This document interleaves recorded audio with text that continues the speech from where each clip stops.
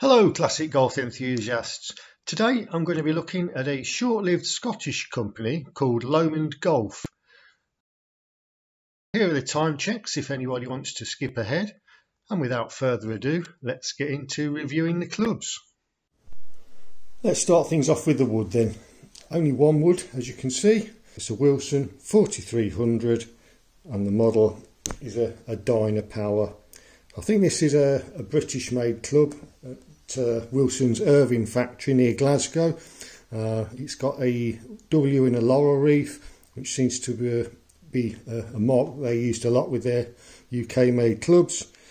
Claimer guard strata block. It's a laminated face, we can clearly see the laminations there. Moving on to today's irons then. These are a nice set of blades, as you can see. And they're by a short-lived company called Lomond Golf of Scotland.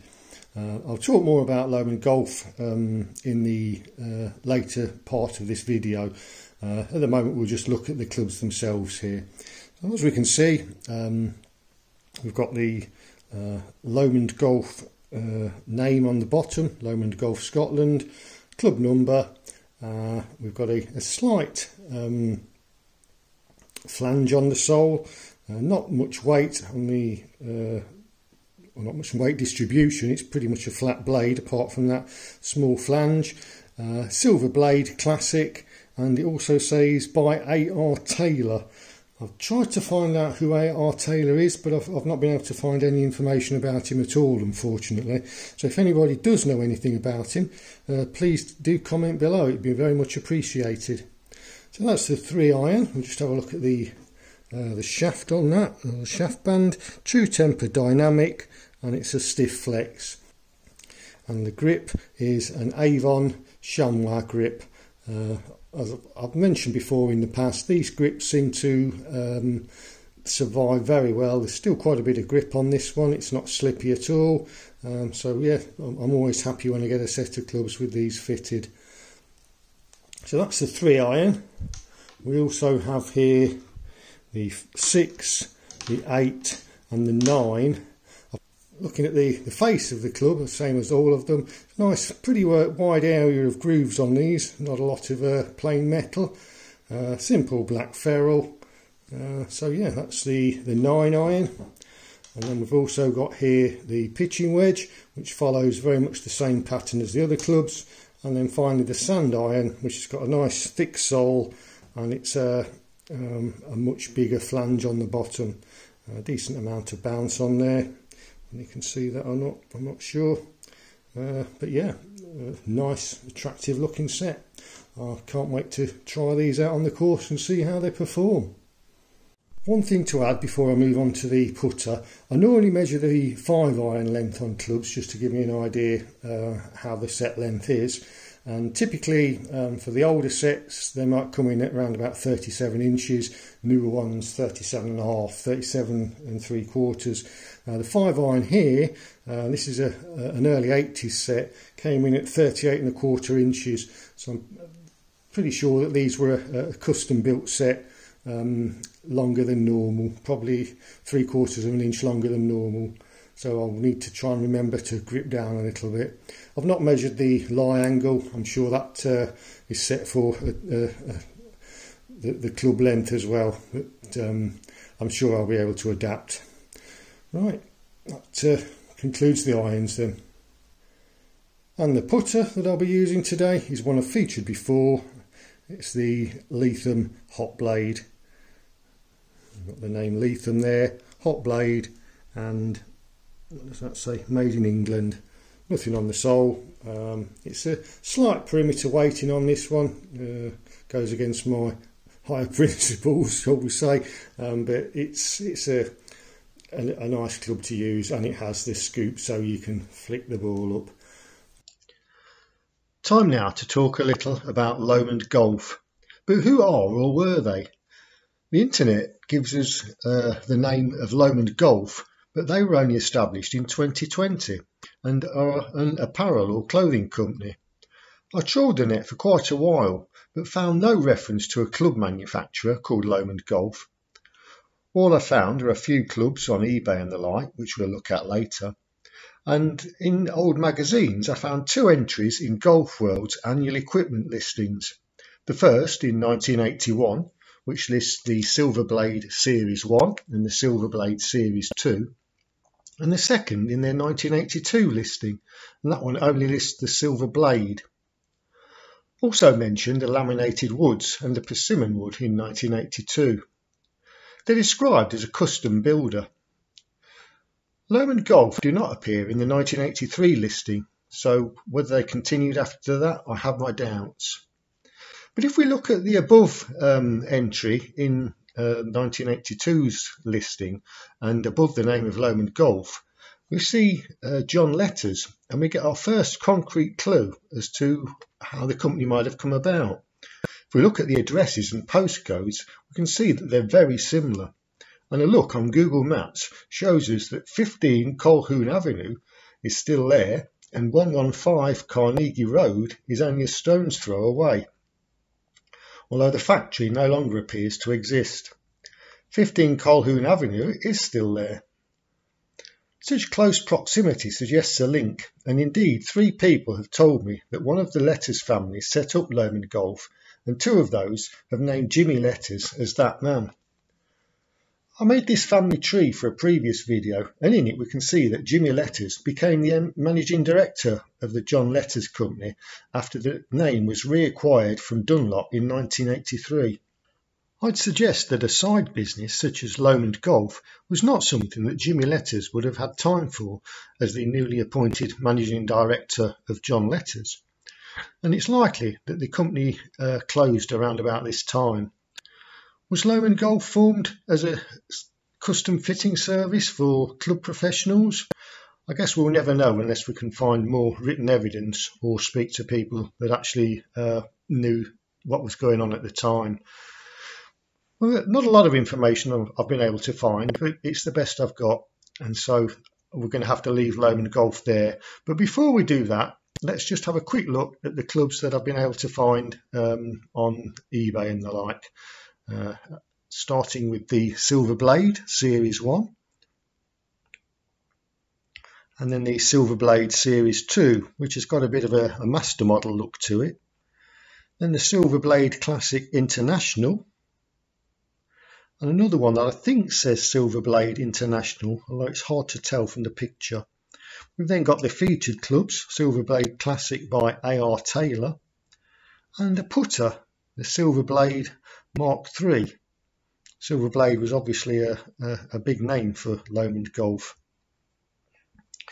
Right, time to take the clubs onto the course. I'm going to be playing the bogey competition against the course again, rules shown here. And as usual, here are the lots for the club for anybody that's interested. Okay, let's get out to the course.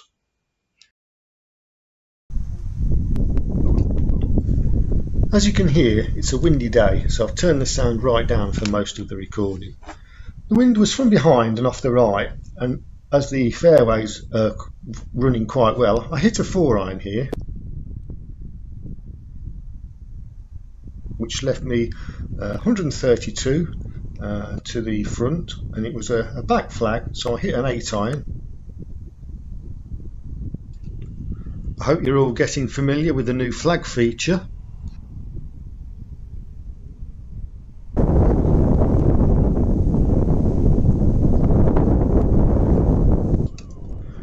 The 8-iron worked out very well and left me this chance for a birdie, which I didn't quite make.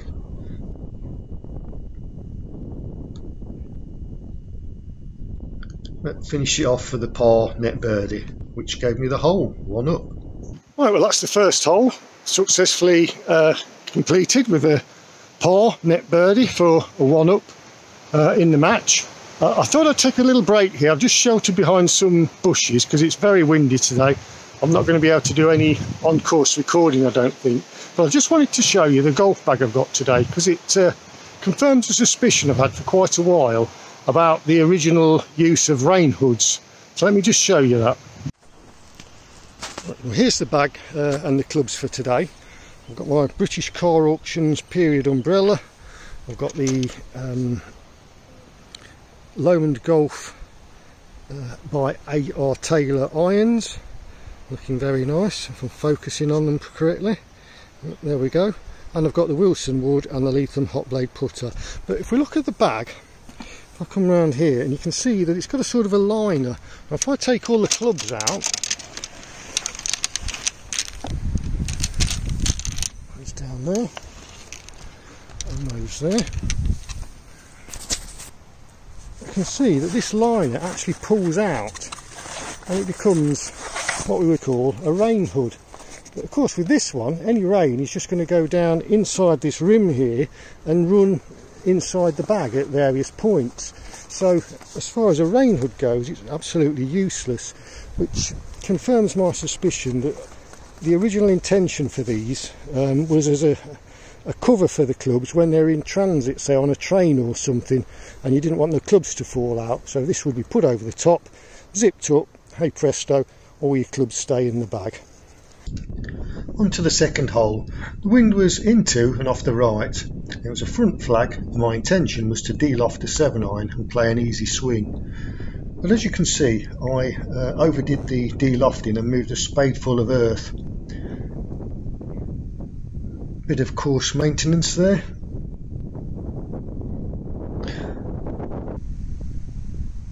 I was now left with a short chip, and I chose a 9-iron for this one, and it actually landed on the green.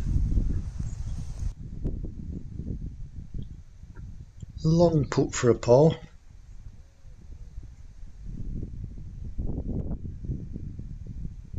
Pretty good effort, and just a tap in, and a chance to demonstrate the ball flicking ability of the Leatham hot blade.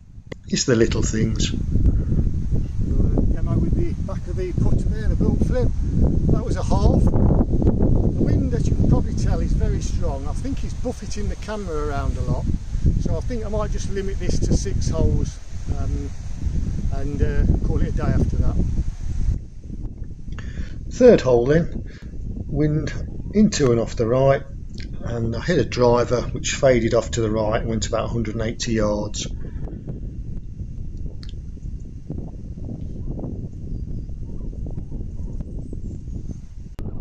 And that left me here with 330 yards to go. I hit a 4-iron, caught it pretty well. I found myself still in the rough with 177 yards to go. I hit another 4-iron, and again it was a good strike, just onto the very edge of the fringe. So not quite a putt for this one, but I am using my putter.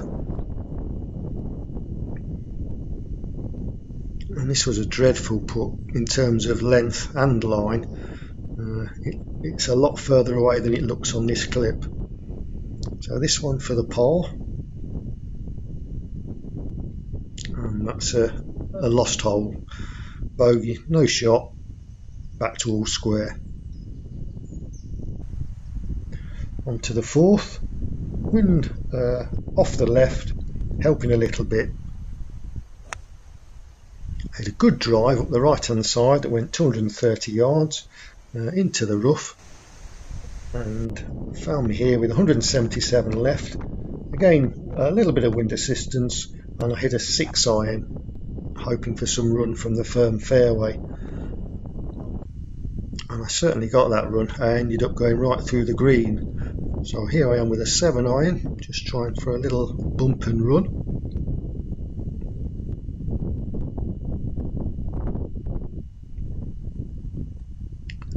Not the greatest, and a bit of a thin really, but I got the momentum on the ball and it actually ran out almost pin high, so I was happy with that shot.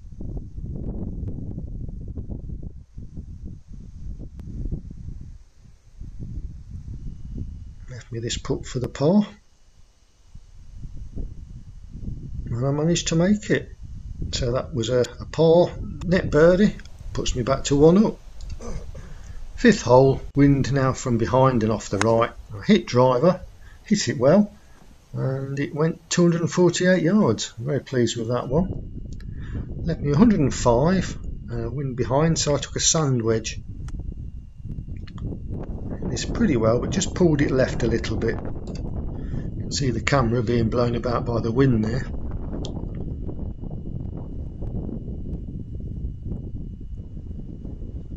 There we are, attempting another chip again with the 7-iron. Get this one in the air, but it's a bit of a weak effort. Leaves me this putt. And it's another good one. That's a par with a shot. Hole 1. Final hole, and annoyingly I get out of sequence with my video stop-start here. And the most annoying thing was I hit my best shot of the day. Into the strong wind, I hit a easy 4-iron and it found the right side of the green. A very satisfying shot, but no evidence. So here I am on the green, 2 putts for the par.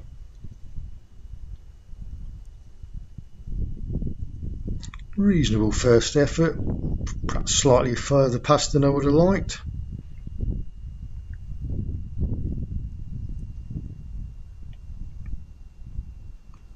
But hold it for the par. With a shot, that's another hole 1. Leaves me 3 up at the end of the video. So I won the 6-hole match, 2-1, and then I've just won that hole to give me 3 up win overall. That was another par. I'll add my score up. Pretty decent round considering the weather. How did the clubs perform then? The Wilson laminated driver I thought performed very well, as did the Lomond Golf Company irons, despite the fact that they were probably 3/4 to an inch too long for me, which backs up my feeling that club fitting for the average club golfer is not all it's hyped up to be. I'll probably look at that in more detail in a later video. The putter performed very well, including scooping the ball up at first attempt. And the match statistics, the bogey match against the course, I won 2-1. I hit 1 fairway, 2 greens in regulation and took 10 putts. As you can see on the card there, I had 4 pars and 2 bogeys, which put me 3 under handicap after 6 holes, so very happy with that. Well, thanks for watching. Hope you enjoyed it, and I hope to see you next time.